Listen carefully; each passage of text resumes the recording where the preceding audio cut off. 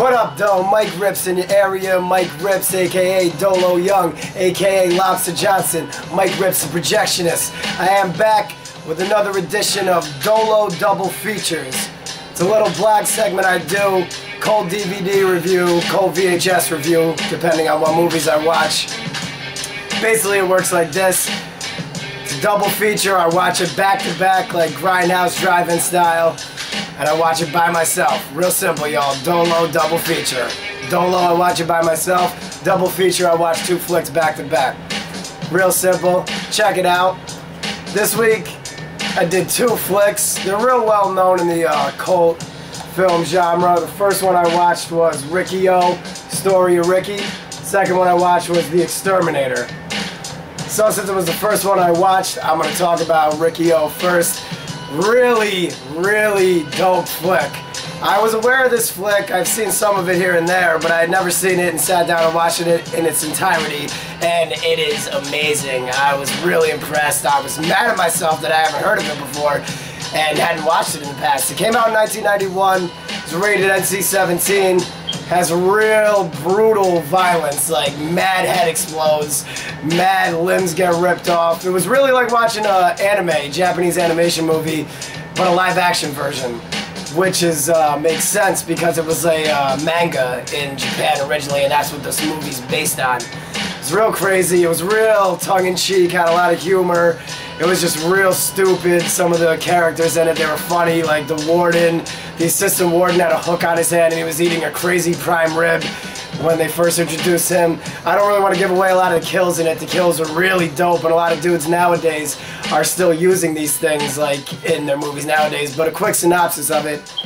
Basically, Riki is a guy who gets sent to a prison in China, and it's in the future. The film came out in 1991, and it takes place in 2001, which obviously is the past now, but you know, it is what it is. And all the prisons have become privatized industry. You know, it's Chinese, so I don't know if that has something to do with hating on capitalism versus, you know, communism, or I don't know, Red China. Who knows? But regardless, I love the fact that they were bringing it to a different level like that with the corporations hating on them and shit like that. Seems like these villains always revolve around big business and corporations. I find it interesting. Anyway, they turned the prisons into a privatized industry, and it was like they were making money off the inmates just working. Their labor was free. I don't even know exactly. They didn't get into that. That wasn't really part of the story. So anyway, Riki goes to jail, and he's a bad motherfucker. I'll tell you, he fucking just goes hard. Anytime somebody fucks with him, again, I don't want to get into the detail of the kills because some of them are so great and ridiculous that you have to watch it yourself. Riki, Story of Riki. There's like one part where a dude turns into a monster. The warden's fat kid is like a fat Chinese kid. I don't know where the fuck they got this motherfucker. He looks crazy. Fuck, it looks like a tennis ball or some shit, oversized. You know what I mean? But that Story of Riki, I give it a 5 out of 5. You know what I mean? Check it out, y'all. Second joint I watched was The Exterminator from 1980 with Robert Ginty. He was a real crazy actor back then. He looks like Robert Redford's illegitimate stepbrother. Real crazy flick. Again, the kills are really good. This is a more straightforward, just revenge flick, similar to the story of The Punisher, Frank Castle, as well as similar to the Death Wish Charles Bronson movies, but it had Bob Ginty in it.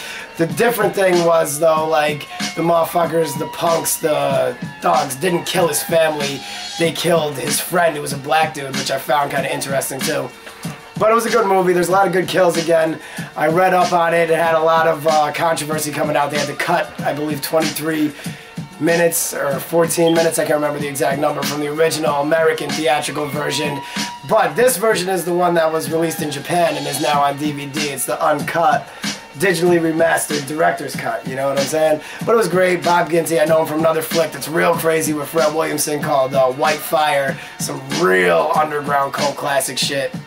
And basically, story is this dude, John, is Bob Ginty, and he comes back from Vietnam, and this black dude, I think, was in Vietnam with him. I couldn't really figure that part out. I think I saw him in the beginning, but the opening scene, I'll give away one kill. There's a sick fucking decapitation, and I believe Stan Winston was the one who did the special effects on this one. So, that shit is dope in the beginning. The decapitation looks great, and it came out in 1980. But people for that alone, I'd say watch. Even though it's in the beginning, there's a lot of good kills throughout the movie anyway. They're in Vietnam in the beginning, and Bob Ginty's there with his crew and they escape it. Then he comes back and basically his friend, like I said, gets fucked up by these thugs. He doesn't get killed though, which is another thing that's different from some of these other revenge vigilante stories. He's paralyzed or whatever, and something interesting happens to that extent later in the film, but I don't want to give away spoilers and shit like that. So anyway, his friend gets hurt, then he goes after the thugs who are called the Ghetto Ghouls. I like that name, someone should use it as a rap group in the future. You know what I'm saying? He goes after them. There's a lot of great corny-ass 80s one-liners in this shit. I wish I could remember them, but I don't want to fuck them up and spoil them again. I want you to watch this shit and check it out for yourself. You know what I'm saying? But it's a pretty straightforward revenge flick. It was dope. I give it a 4 out of 5. Real dope shit, The Exterminator. Anything Ginty does, I usually will fuck with. But, you know, definitely check this out if you get a chance. So let me recap. The 2 flicks on this segment of Dolo Double Feature was Riki-O, the story of Riki. I gave that one a 5 out of 5.